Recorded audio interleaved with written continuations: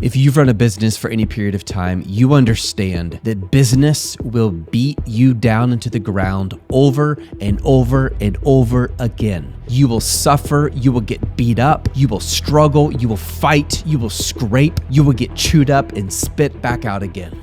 But the good news is if you receive this as a gift to forge you into a new man and to bless your family, it'll be one of the most powerful things that you ever experienced since you were born on this earth. This is the forge of true growth. It is not easy. There are days where you will want to give up. There are days where your heart will feel sunk.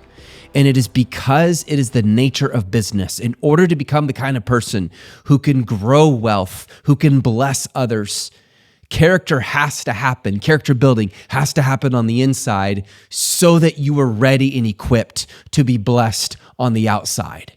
And let me tell you the best news of all. When God does it, as you walk with Him, He does it perfectly. He does it in just the right way, not out of anger, not out of harshness, not out of judgment, but out of nothing but pure love for you as a man. As men, whether you will follow God or not, you deal with problems every day. We all do.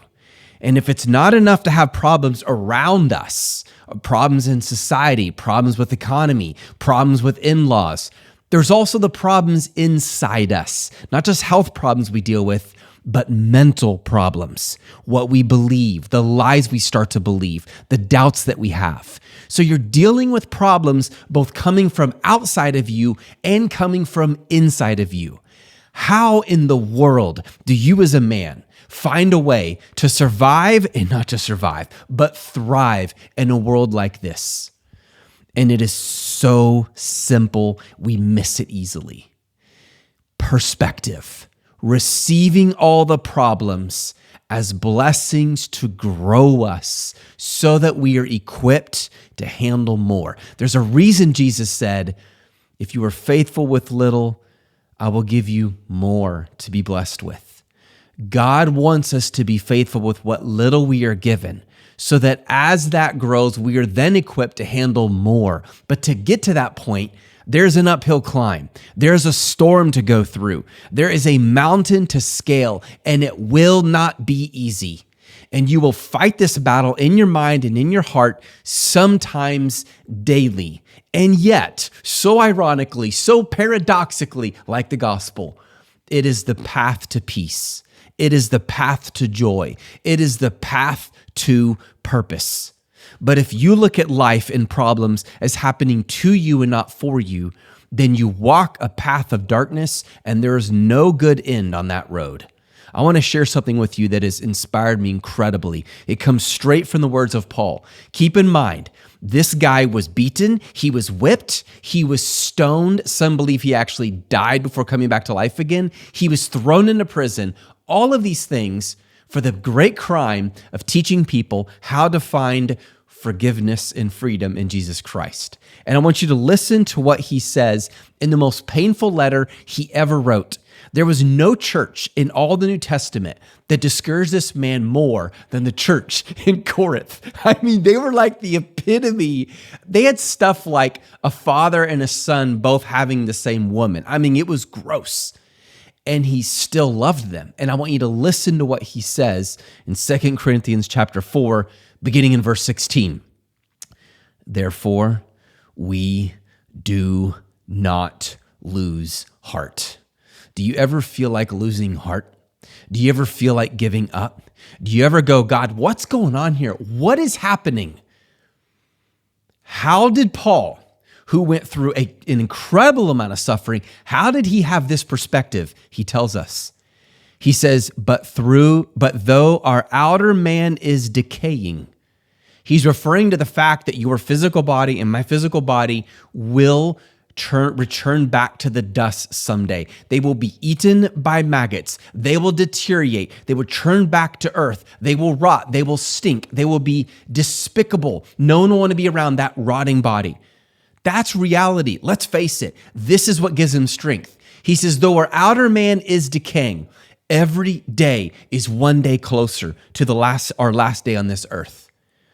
And then he says, yet our inner man is being renewed day by day. What's the inner man? Right here.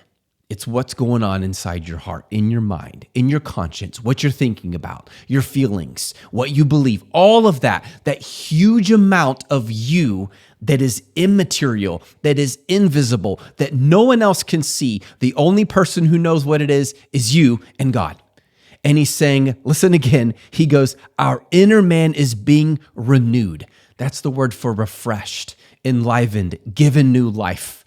His point is this: yes, you're going to deal with problems in this life, but something on the inside is happening that produces hope. I cannot imagine being an entrepreneur, building a business, helping men make money, helping them find financial freedom. I cannot imagine doing that, believing that this life is all there is. Really? So that's it? Like just 40, 50 more years and it's over? Why am I striving so hard and fighting so hard to help people do what is right, be responsible, take ownership, pray for each other? Like the other day, yesterday I got to meet with one of our craftsmen in a one-to-one session. And I'm telling you, it was so cool to see the light and the fire in his eyes as he is learning through his trials how to build a business. You can see that purpose. You can see that fire. What in the world does it mean, though, if it's all over in 40 or 50 years? Like, why are we even here? Why would we strive so hard and try to make a lot of money and build a lot of financial freedom if that's all there is? It makes no sense. Why not just live it up? Because guess what? You're going to die like that before you know it. 10 years goes by, you look back and you go, wait a minute, where did all that time go? It's because something's happening on the inside that lasts forever. Let me give you an example. Your money will not last forever, but how you handle it will. One of my friends loves to ask me this question. He's like, Seth, will it matter 9,000 years from now before I make a decision? His point is this: when you die physically and you go home to be with Christ, and then you are resurrected in a new body and you live with him, you will continue to do the things you've learned on this earth. There is no indication in Scripture that you won't continue to learn, continue to grow, to continue to build. It's not like you're just going to be dressed in white, playing harps and singing all the time. You will actually have things to do. There's no reason to believe there won't be sports, competition, weightlifting, running, laughing, games, humor, comedy, all of this without sin.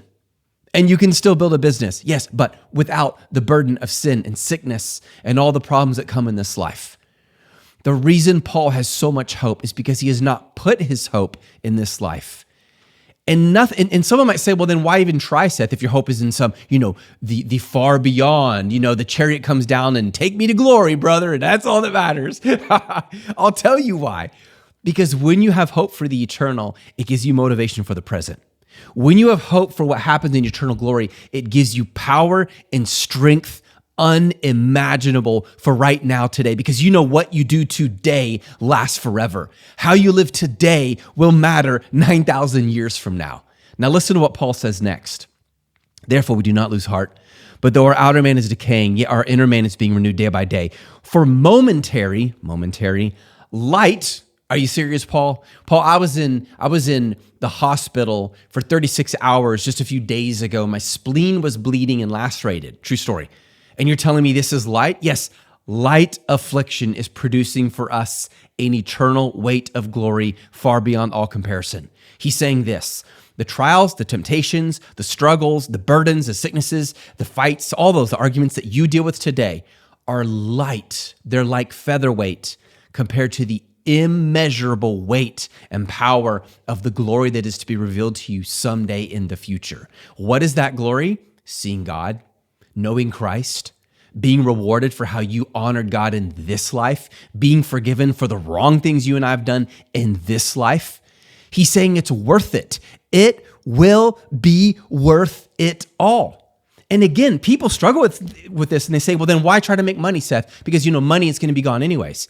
Because I'm a steward of the King of Kings. I'm responsible. I'm responsible for my family. I'm responsible for my clients. I'm responsible for the people I teach and my brothers and sisters who I'm accountable to. I have a responsibility, and it is with joy that I get to grow this dime and make a lot of money and help other people do the same. It's a stewardship. It's not about the money. It's more about the process of being able to take what God has given me and grow it to more.